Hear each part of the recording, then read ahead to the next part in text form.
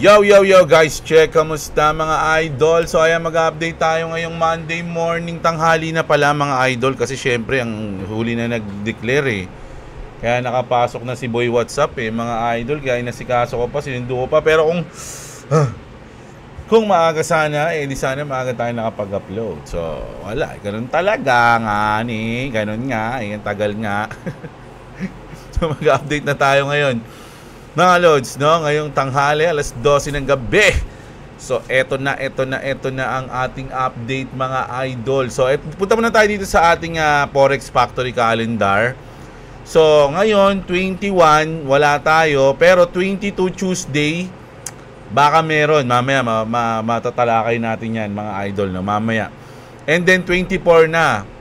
Ito, pinapakita ko to para sa mga nagtitrade, no? Alam nila yung kung kailang medyo magkakaroon ng tawag dito, volatility. Ayan, para pwede tayo mag-scalp trading, no? So ayan, ito yung ating ating calendar. So grabe yung Coinflux mga loads. Nakita ko to kanina, nasa to. Ganito siya kalaki, kalahati ng monitor. Nasa 100 plus kanina. So ngayon nag-consolidate na siya sa hour. Medyo negative na siya, pero ang laki niyan mga idol, no? Yung kanyang alos lampas 100% yung Coinflux mga loads. Grabe, di ba? So ito yung day natin, no? Nagpump yung Doge, Jasmy nagpakita uli. 9 itong ZXTC, ayan yung WorldCoin. So maraming mga coins yung medyo nakaka-recover. Sa hour natin, nawala si Coinflux pero merong mga umibabaw. Umibabaw, no? Ayan. Grabe, 'di ba? Si Ray Parks, hindi si Ray Parks to. Ano ba to? Etong Ray, mga lods, no? So mag-news muna tayo mga idol bago tayo sa crypto news mga lods. Syempre, alam niyo na, pag-click niyo pa lang ng video natin, like niyo na agad yung video natin, syempre, 'di ba? Para malaking tulong yan sa algorithm ng ating channel. And syempre sa mga gusto ng ganitong content, everyday news, everyday balita sa ating trending global news dito sa X, mag-subscribe na tayo sa ating channel mga idol, no? Ayan, at syempre mega shout out sa lahat ng sumuporta sa ating channel tulad ng pagsali o pag-join sa membership, no? Saludo sa lahat sa inyo mga lods, no? Lalo na yung mga OFW na sumusupport sa atin. At syempre mga nag-super thanks. Saludo sa inyo. So ayan, grabe. Gusto nyo mag-support mga lods, andyan lang sa tabi ng subscribe. Pero game na, ano? Bago tayo mag-start mga lods ng crypto, eto muna tayo sa ating trending news, no? Trending news muna tayo. Kilala nyo ba si yung sleeping prince ng Saudi Arabia mga lodi? So 20 years siyang nakoma, pero kahapon 20 yun na po, no? Na maalam na po ang sleeping prince mga lods, no? Saudi Arabia sleeping prince passes away after 20 years of coma. Prince Al-Walid bin Khaled bin Talal, widely known as the sleeping prince, he passed away at the age of 36 after being in a coma for nearly 20 years. Grabe, so ibig sabihin mga nasa teenager pa lang siya, 16, mga ganun. The news was announced by his father, Prince Khaled bin Talal. O ayan. Alam ko, to mga lods na disgrasya sa sasakyan, no? Car accident. Tapos, nakoma siya ng 20 years. Grabe, no? And ngayon, isipin nyo, inalagaan, talagang mahal na mahal siya, mga idol. No? Inalagaan siya ng 20 years para lang siyang natutulog, nananaginip, mga idol. And then, ayun, namaalam na siya kahapon. Mga lods. So trending na trending tong news na to mga lods, no? Ayan, rest in peace man. So eto rin, nako, isa pang rest in peace. Nakakalungkot tong news na to. Isipin nyo mga idol, ito yung pinaka worst na pwedeng mangyari, nakaka-trauma to mga lods, no? Si Dog the Bounty Hunters, ito yun mga lodi, sikat kasi to si Dog the Bounty Hunters. So ito yung anak niya, no? Ito sabi dito mga lods, no? Dog the Bounty Hunter's 13-year-old grandson na ito accidentally shot and killed by his father on Florida. So, ito siya, yung sikat, ito yung anak niya. And ito, accidentally niyang nabaril yung anak niya, mga lodi. Grabe, no? Trending to ngayon mga idol ayan So nakakalungkot yung ganyan. Alam nyo kaya kaya lalo na sa mga Pinoy. Sabi kasi mga idol sa mga ng pag-aaral, 90% ng may mga gun owner, lalo na yung mga hindi lisensyado, siguro lisensyado naman yung sa kanila, hindi ko alam. 90% baka sa iyo pa tumama yung baril na hawak mo. Ganun yung nangyayari mga lodi, no? So hangga't maaari kung alam mo sa sarili mo na hindi mo kaya, huwag ka nang humawak niyan, mga idol, no? Isipin nyo, nakaka-trauma yan. Isipin mo na baril mo yung anak mo tapos namatay. That is insane. Man, so rest in peace, baby. Ito si Anthony, no? Ito sa 13 years old pa lang, kawawa naman. So, grabe yung mga trending news ngayon, mga idol. Nakakalungkot, no? Si Prince tsaka si baby Anthony.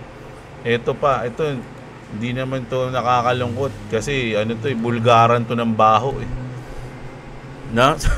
Sabi dito, Trump drops post hinting about prosecuting Obama and his thugs. Obama named the most corrupt president we're ever seen and is tied to treasonous act against another US president. A conspiracy at the highest level government was exposed with evidence. Literal treason, new names, and other crimes are all connected and will be exposed. Nobody is off limit. So nagpo-post ngayon si Donald Trump sa kanyang Truth Social, no? At talagang kinakanaan niya ngayon si Obama tsaka yung mga alagad ni Obama, no? Great job by young and talented Harrison Field on Fox News.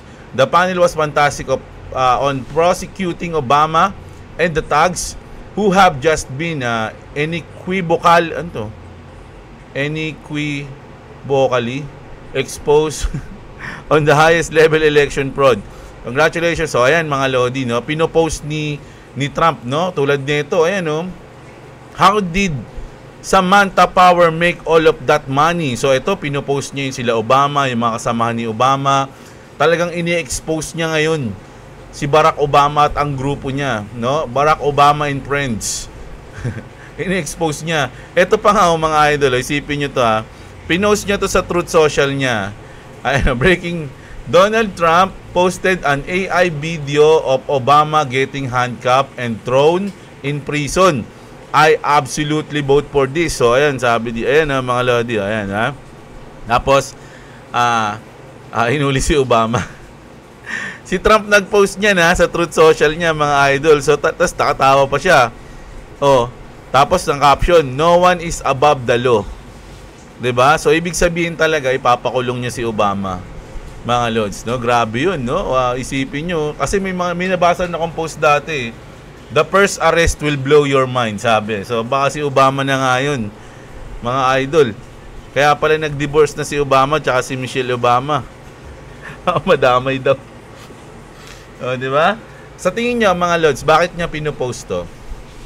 Na? Bakit pinopost ni Donald Trump? Alam niyo kung bakit? Kasi marami ngayon, sila ngayon mga lods tirahan. Sila ngayon? Atakihan sila ngayon ng mga baho nila mga idol. Ito pa, parang Pilipinas na nga Sabi dito, dali, pakinggan ko lang to Iba pa to mga lods si Trump din ulit nag-post nito mga idol, no? Sabi dito sa post This is not speculation. This is documented fact. For years they told us Trump was the threat to democracy, but the real threat was the attempt to remove him. On December 9, 2016, inside the Obama White House, a classified meeting took place. Present were CIA Director John Brennan, DNI James Clapper, FBI Deputy Director Andrew McCabe, and several senior officials. Barack Obama was there, and what they discussed would become the most coordinated political deception in U.S. history. Just days earlier, an internal intelligence community report concluded Russia had not altered the outcome of the 26th election. On December 7, DNI Clapper reaffirmed it. Quote, foreign adversaries did not use cyber attacks on critical infrastructure to alter the U.S. presidential election outcome. End quote. But that wasn't the story the Obama administration wanted. So after that White House meeting, Clapper's executive assistant sent out an email. The order, prepare a new intelligence assessment, one that aligned with the president's request.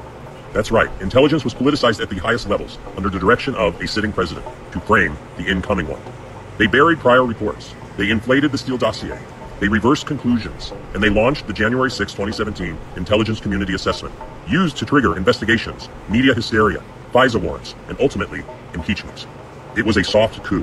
Director of National Intelligence Tulsi Gabbard has now declassified the emails memo. So, ano na lang to, in other words, yan, sa madaling salita, mga Lodi, mga idol, nilalabas ni Trump ngayon yung mga baon niya, no? Siguro tinatago niya to, sinasabi niya, ako pag inatake niyo ako, ilalabas ko rin yung mga video, no? Yung mga plano niyo sa akin, akala niyo hindi ko alam, ha. Kasi ito mga Lods, lumutang ngayon, no, yung mga tao tulad nito, yung ex ni Jeffrey Epstein. So pakinggan yung sinabi niya dito mga Lods, no? Ang lupit din nito eh. Ito naman, parang inaatake na si Trump nito. Pinagbibintangan na siya na minulest siya ni Trump. You say that Trump groped you in front of Epstein. I do want to note that CNN has spoken to 3 friends. So, parang minulest siya daw siya sa harapan mismo ni Jeffrey Epstein. Boyfriend niya si Jeffrey Epstein nun eh. Of yours who confirmed that you told them about this alleged incident over past decades. Can you tell me more about what happened that day and particularly how Trump and Epstein interacted? Pero matagal na to mga Lods, 1993 pa. Yeah, before I get into the details of what happened, which, you know, obviously I told you guys and I've shared with multiple outlets the specifics of the assault that happened, I want to point out that I was polygraphed before I did all this by one of the most renowned examiners in the world. So sabi niya, bago siya interviewin, bago niya sinabi yung mga ibabato niya dati, na polygraph muna siya mga idol, no? Michael Wolff has hundreds of hours of interviews with Jeffrey Epstein where Jeffrey confirmed to Michael what the two of them did to me long before I came out and told you all of this. So those are 2 critical data points that you need to have, and now I'll walk you through what happened. I was dating Jeffrey. He was always talking about Donald. It was his bestie and everything. And he was joking about how Donald thought I was hot and Donald thinks I'm this or whatever, you know, wants to talk to you. And he was telling me this as we were taking a walk down Fifth Avenue one day. And he said, let's stop in and see him. That is... So ang nangyayari, sinasabi daw sa kanya ng boyfriend niya na si Jeffrey na, uy, lagi kang parang gandang-ganda sa'yo si Trump kursunada ka ni Trump parang gano'n. Gusto mo punta tayo doon, ganyan. So we went up to his office in Trump Tower. And within a couple of minutes, Donald was outside of his door, and his hands were all over me. They were on my breasts, they were on my butt, they were on, you know, my hips, up and down, while the two of them just kept having a normal conversation. I don't remember exactly what was in the conversation. Again, this was, you know, we're talking 90, this is 93 now. It was something about, it was irrelevant. It was like, oh, Stacey's career's on fire, she just did Sports Illustrated again, you know, blah, blah, blah, blah, blah. And they were back and forth, smiling and grinning, and carrying on a conversation while Donald ran his hands all over me. So ayun mga Lods, no? Kumbaga, parang ganun nga, no? Hinihipuan siya sa harapan ng kanyang boyfriend. So, kanina tong madaling araw mga idol, no? Binalita. Kaya siguro nilabas ni Trump tong mga to kasi ay tinitira nyo ako, gumagawa, binabalik nyo na naman yung mga dati kong So nilabas ni Trump tong mga to, no? Yung mga video na yan. Ako, yayariin ko kayo ngayon, sabi niya. So, grabe, no? Mainit ngayon, no? Speaking of Trump, mga idol. So, eto rin, pinost din ni Trump to. Yung matagal na video na to, ilang beses ko na napanood to. Ang sabi ni Trump dito, mga idol, greatest Bitcoin explanation of all time. So, ayan, sila yan, no? Yung mga nag-explain ng Bitcoin sa parang, hindi ko alam kung Senate ba to o something, Basta matagal na to na in-explain nila. So, dito, syempre, naging bullish. Yung mga, syempre, magiging bullish ka kasi, si Trump, pinost yung video na dati na pinaliwanag yung Bitcoin. So, syempre, bullish na naman, mga idol, no? Kaya, sobrang maraming natuwa nung pinost to. Kahalo nung pag-post kay Obama. Speaking, President Trump calls Jerome Powell the worst Federal Reserve Chairman in history. No, talagang galit na siya dito kay Jerome Powell. Kaya nga mga idol, ito yung sinasabi ko kanina na Tuesday, July 22 bukas, 8:30 AM Eastern Time. Sabi dito, Fed Chair Powell is set to speak on Tuesday for a regulatory capital framework conference, mga idol, no? So, ano kaya yung sasabihin niya rito, mga idol, no? Alam niyo naman si Jerome Powell, pag nagsasalita siya talaga, pag meron siyang sabihin na pwedeng gumalaw yung market, mangyayari yon, mga Lods. Kaya Tuesday, bukas pwedeng mapagalaw ni Jerome Powell yung market kasi magsasalita siya mga idol eh. Bigla niya na bang sasabihin na magre-resign na siya? O di natin alam eh, 'di ba? Kasi pinipilit na siya mag-resign, nape-pressure na siya eh. Nape-pressure siya kaya gagawin niya na. 'Di ba? So once nasabihin ni Jerome Powell na sige na magre-resign na ako kasi hindi ko na kaya, ganyan. Nape-pressure na ako kay Daddy Trump. So hindi na kami bate at magre-resign na ako, ganun. I sign my resignation. Pag sinabi niya 'yon, mga idol, bullish talaga, magiging bullish yung market malamang, mga lods. No, kasi ang sunod na niyan, pag napalitan siya, cut rate na agad 'yun, malamang. 'Di ba? Kasi i-appoint na ni Trump yung gusto niya. Tapos, ang gusto, syempre, pag in-appoint niya yung malupit, uutusan niya agad yun, mag-cut ka na agad. Ng 3% agad. Wala na agad tayong inflation. Di ba? So, ganun na agad yung sasabihin. So, bullish yun. Pero pag sinabi ni Jerome Powell na, ilalabang ko to, hindi ako aalis hanggang matapos ang aking, tawag doon? Ang aking time. Kalimutan ko yung tawag. Basta doon, di ba? So, pag nilaban niya, ayan, mga Lodi, medyo magkakaroon tayo ng volatility. Expect the volatility na yan, mga Lods. No? So, asahan yan bukas. So, eto yung binanggit sa atin kahapon ni King Shangsheng, mga Lodi. No? Nagkaroon ng hacking. So, ito, mga idol, napaka-importante na ito. Pakinggan yung mabuti, ha. India's most shocking crypto exchange hacks and the millions they lost. No? Yung CoinDCX hack, 42.2 million, 2025 yan ha. Mga idol, ngayong taon yan. Confirmed by multiple today's report citing 44 million loss. Ayun yung CoinDCX. Yung WazirX hack, grabe to, 234.9 million. Ito naman, 2024. No, North Korean hackers, Lazarus Group yung kumana, mga Lodi. No? Na-drain nila yung $234 million. Yung Kasha, no, na-hack naman ng 337 Bitcoin noong 2020. Hacker stole 335.9 BTC across multiple wallet. Grabe, di ba? Pag na-hack yung crypto exchange, ma-hack din yung iba. Grabe yan delikado, no? BuyUcoin breach. Ito naman yung BuyUcoin breach, no? 2.5 million dollars noong 2021. Personal KYC, trade history leak via unsecured DB. So, grabe, di ba? Talagang parang walang safe. Gain Bitcoin scam. Ito naman, yung $300 million Ponzi mastermind Amit Bardwaj. Arrested in April 2018 related to 300 million fraud. Ano yung key lesson for crypto users, mga idol, no? Avoid keeping funds on exchanges long term.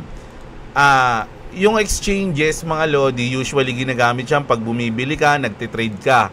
Pero kung gusto mo mag-hold, magbodega at hintayin ng mga ilang taon, kumbaga talagang iipunin mo, mas maganda kung nasa cold wallet siya para safe na safe. Ayan, no? Use hardware wallet for large holdings. Sabi ko nga, pag mga nasa 5 digits, sa pesos pag mga nasa 5 digits, mga idol, yung inyong asset, pwede pa yan sa akin. Sa akin lang to, sa tingin ko sa mga crypto exchange. Kasi pwede kayo mag-swap, mag-trade, magbenta, anytime man gusto nyo pag mga nasa 5 digits. Pero pag mga nasa 6 digits na, mga 100,000 na yung pera nyo, kaya nyo na bumili ng cold wallet nun. Pwede nyo nang ilagay doon yung inyong mga bodega nyo. 'Di ba? Lahat ng coins na gusto nyo, ilagay nyo na doon, bili kayo ng wallet. Pero syempre, bago kayo bumili ng wallet, tignan nyo muna yung wallet na bibili nyo kung nandun yung mga coins na hawak nyo. Mamaya bumili kayo ng wallet tapos wala pala doon. Paano nyo ilalagay doon, di ba? So ganun. Be alert, social engineering is real. No platform is 100% safe. So mga Lods, ato lagi kong sinasabi yan. Kaya nga tayo may link dyan ng ng Crypto Bilis eh. Pwede kayo umorder dyan ng mga cold wallet nyo, mga idol. Pili kayo, punta kayo. 'Di ba? Ito, tingnan nyo. Pag pumunta kayo sa channel ni Jeblo o sa mga video niya, hindi pala sa mga video, yung mismong latest video, dun lang ako naglalagay ng link eh. Pag may bago na akong video ulit, tatanggalin ko na.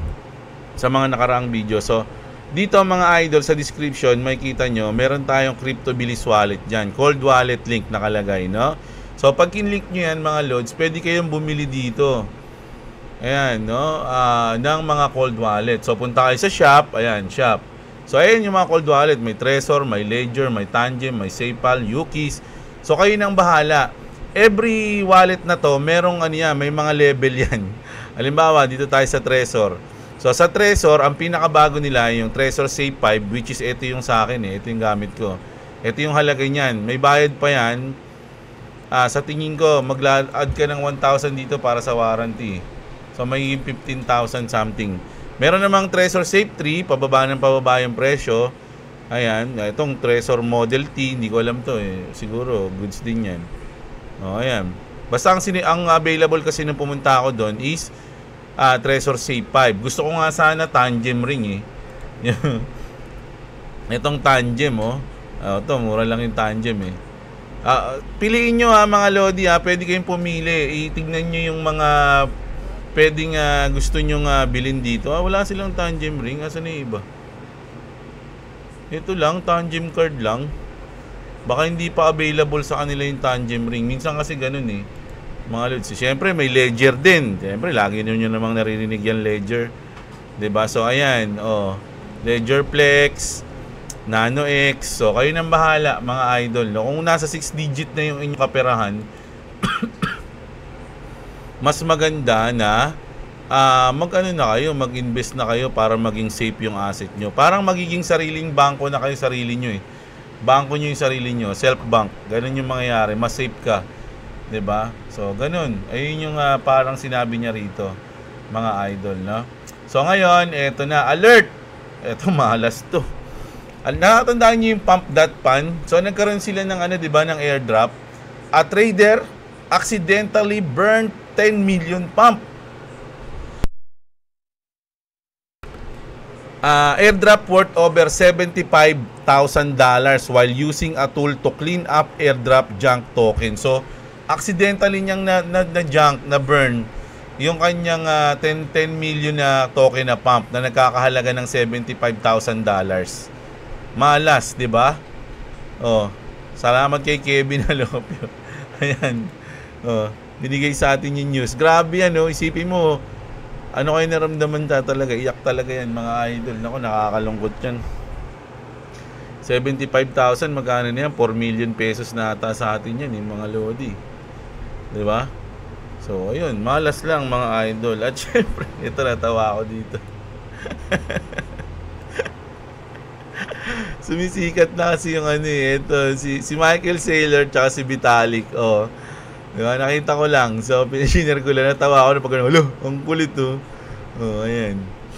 Tapos ito, Dogecoin rises 13.5% in one day, surpassing 41 billion market cap. Grabe. So, si Dogecoin hindi talaga nagpapaiwan. Mga idol, tandaan nyo si Dogecoin, nasa top 8, no? Top 8 coins. Grabe, sa 7 days, 34% pala si Dogecoin. Tinaas niya. Check nga natin. 7 days, sa 14 days, 56%. Sa isang buwan, 60%. So, kung last month, nag-invest ka kay Dogecoin, 60% na tinubo mo.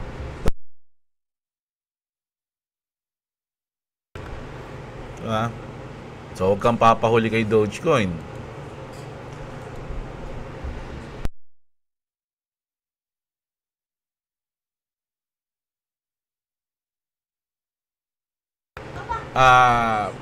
Ayo. Dogecoin, si Sui naman, ito. Sui network is now on the Arduino, powered by MicroSui. So, iba-ibang coins update pala natin ngayon.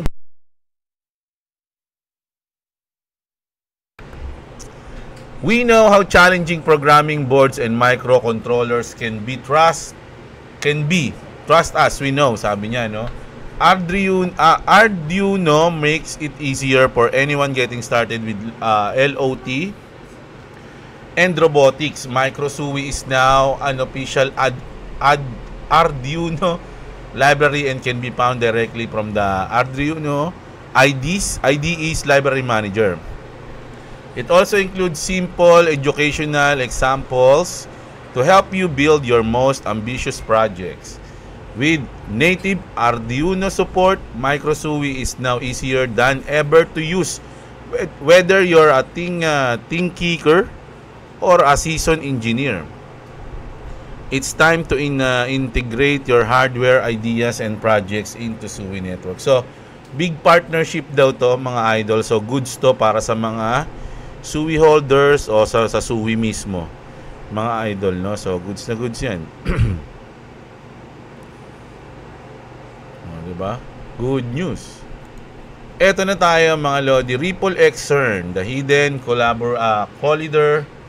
co-leader of global finance, is a convergence of science, secrecy, and sovereign finance.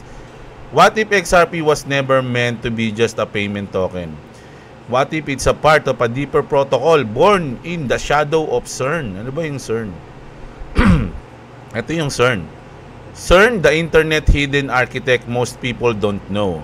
CERN invented the whole World Wide Web in 1989. Grabe, sila pala ang sa kanila pala nag-start. They created the information rails of the old world. Ripple, they're building the internet of value, the next layer. Same function, new dimension. Coincidence? Or are we witnessing a handover? So, marami kasing nagsasabi, mga idol, na talagang Ripple yung ngayon, talagang babago, no? Parang, alam niyo yung New World Order na sinasabi nila. So, i-start na raw yan. I-start na daw yan ng Ripple ng XRP. Nako, hindi ko alam kung good news yun o bad news yun, mga lodi, no? Ito pa sabi ni the XRP guy, if XRP was to take 14% of sweep transaction, ito yung sinabi ni Brad Garlinghouse, di ba? Nung tinanong sa interview, tingin nyo, ilan yung percent na makukuha nyo sa sweep? Siyempre, si Brad Garlinghouse, di naman magsasabi ng OA yun. So, siguro, sabihin nun, medyo mas mababa pa sa in-expect niya. So, parang naging humble pa siya. Sabi niya, siguro 14%, gano'n. Pero nasa isip nun, di mga 20%, 25% yan. Sabi dito, if XRP was to take 14% of SWIFT's transaction, XRP would surge to $1,000 to meet the demand of liquidity. Let that sink in, sabi mga idol, no? So, grabe, $1,000 naman. Game changer. With RLUSD already compliant with the Genius Act 1:1 reserve requirements and monthly audits, XRP becomes the bridge currency for a regulated digital payment ecosystem. Every RLUSD transaction na XRP ledger burn XRP, creating deflationary pressure while institutional adoption soar. The future of payment isn't just digital, it's XRP powered, sabi ni Paul Baron. Sikat yan si Paul Baron, mga idol. Burn? You kidding me? The burn or piece is so insignificant that it won't have impact on price for another decade or more. Totoo to kasi ang baba lang kasi ng gas fee ng XRP. All this stablecoin and real world asset tokenization ng XRP ledger will result in XRP liquidity increasing and allowing fluid and fast asset exchange. So ito daw yon, tokenization daw talaga yung pinaka magpapataas, no? The companies offering these services will hog all the XRP available and use it in this payment rail. So ayun daw yung sa tingin ni Vincent Van Cove, no? Kasi yung gas fee kasi bilang gas fee, medyo mababa talaga yan. Sabi nga, aabot pa ng ilang daang taon para maubos yung XRP kung gagawin mo lang siyang pang payment gas fee, no? Pero kung gagamitin mo siya pang tokenization, pang something na iba pa, 'di ba? So doon siya talaga matataas yung price. Just to clarify, a 1,300% increase would align perfectly with the green level of my GAN analysis, targeting approximately $45. That would do all XRP haters have to say about the potential. Sabi niya, what do ito So ito yung analysis niya, mga idol, no? So from 3.5 aangat tayo ng hanggang 45 or something dollars, no? Ako, hinintay ko na lang yan, mga lods, no? Tayo, ganun lang tayo. Hindi naman tayo nagmamadali, marami pa. Nasa half pa lang, kalahating taon pa lang. Wala pa nga eh. Diba? Wala pang kalahating taon. So, doon na tayo magiging aggressive niyan pag mga nasa last quarter na tayo, mga idol. No? Ayan. Sabi dito ni Egrad Crypto, we're in all Valhalla pays, but only a few truly comprehend it. Right now, XRP is in an incredible pace that many are overlooking. This is Valhalla pace, a time to great potential and opportunity for those who can see it, sabi, no? So, ito kasi yung sinasabi niya. Hanggang $11 naman yung sa kanya. Iba-iba, no? So, iba-iba kasi nga yan eh. Sa mga nagte-technical analysis, iba-iba yung mga nakikita nila. Depende sa tao. So tayo, hindi ako marunong mag-technical analysis. So bahala kayo dyan, mga idol, no? Ripple isn't playing, ito na nga, ito dito sa ngayon ako eh. Ripple isn't playing defense anymore. They're going full offense mode with massive acquisitions, strategic partnership, and service rollouts to shape how a traditional finance meets crypto. So ayan na nga, no? Parang dati kasi nung kinasuhan sila parang sige, depensa lang tayo, okay lang yan, ngayon medyo alam na nila yung gagawin nila, kumbaga nag-go signal na, okay, full offense na tayo guys, no? Let's go, flip the switch. Parang ganun. Nawi dito, XRP is going to $4 within the next 36 hours. If you're still waiting for $2, you're completely brain dead, no? Iniisip mo daw na babalik pa ng $2 to, you're completely brain dead daw. That opportunity is gone. It's over. 4, 5, 6, 7 onwards na. Utility tokens don't crash once they go full throttle. Volatility breaks the mechanics. XRP floors is rising. And it's only going up from here. Good luck, soldiers. So, ayan na. So, iba kasi di ba hintayin ko muna mag 1.5, 1.7 o kaya under ng $2 bago ako mag-invest. O, ayan yung sinabi niya. Siya nagsabi nun, hindi ako mga idol. No? Pero sa akin nga, tama to. $4 is dirt cheap, mga idol. No? Mababa yan para sa XRP. So, ito naman, mga lods. No? Ito yung last natin na news. Sabi ni Vin Diesel. Hindi kayo. Si Vin Diesel, si Johnny Sin o si Wally Bayola. Confirm. Ripple is now listed on Lay Worldwide's official site as working with the IMF and WEF to form a new stable bridge currency. XRP isn't just a part of the system. It is the system now. Naku, ang promising sobra. Check natin ha. Ripple just got named on the official LEI World website. And this is tied to the IMF and the World Economic Forum. They literally said that this could form a new stable bridge currency. This isn't a test run. This is global scale. And guess what? It's going to be powered by XRP. Bangs to corner. The switch is flipping. This might be the last time that XRP is trading in single digits. Sabi niya, this may be the last time XRP is trading in single digit, mga lods, no? I hope you're ready, folks. This is big news right here. We got to pay attention to what is actually going on behind the scenes. All the partnerships, the deal flows, the workflows, and what this means for both Ripple and XRP. So, niniwala ba kayo doon, mga lods? Ako kasi, malaki yung ano ko dyan, no? Sa XRP, bias nga ako dyan, eh, no? Pero, hindi ko naman sinasabi na bumili kayo ng XRP. Mas maganda kung pag-aaralan nyo siya, no? I'm not a financial advisor. Huwag kayong bumasa akin para bumili, magbenta o mag-hold ng coins. Tandaan nyo yan. Si Jeblo ay isa lang tambay na nagtitrip at nagko-content ng crypto. Huwag nyo kong pakinggan, mga idol. Nag-news lang tayo, mga lods, no?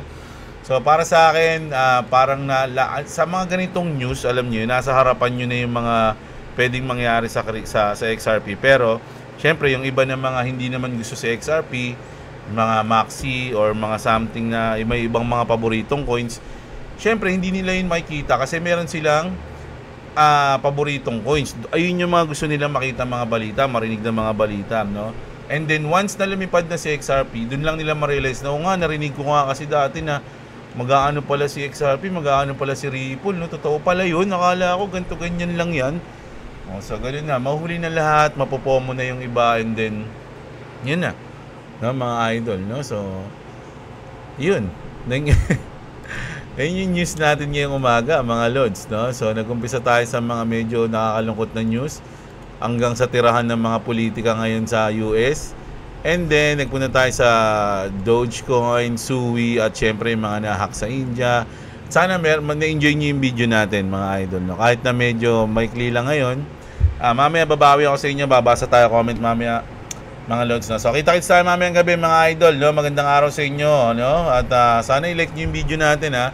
Sa mga wala pang crypto exchange dyan, mga idol, andyan yung link natin, no? Sa baba ng description natin, mga idol, no? So, ayun. Kita-kits tayo, mga idol. Magandang araw sa inyo, mga kapatid. At what's up? Subscribe. I can't say subscribe that fast. Subscribe si Clovis TV. Subscribe si Jeblo. If you want to subscribe to me, it's link in the description. Also, if somebody supports my dad, God bless you. Peace.